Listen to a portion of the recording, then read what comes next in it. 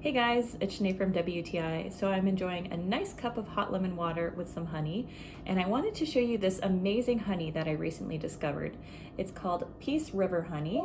It's an organic honey, so it's pure and it's unpasteurized. One thing that stood out to me when I first tried this honey is that it has a really nice creamy flavor to it. Now the other honey brands that I've tried have more of a sugary taste, but the creaminess of this honey sort of balances out that sweetness. It has a really nice smooth texture to it.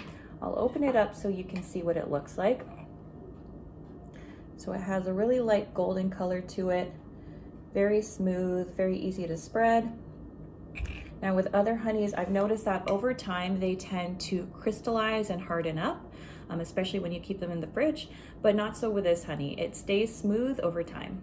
So I like to add this to my tea. I'll also spread it on toast, or sometimes if I'm craving something sweet, I'll just scoop out a teaspoon and enjoy. So if you love the sweet taste of honey, I would recommend giving this one a try. I think you'll agree that it tastes wonderful, and that's my point of view.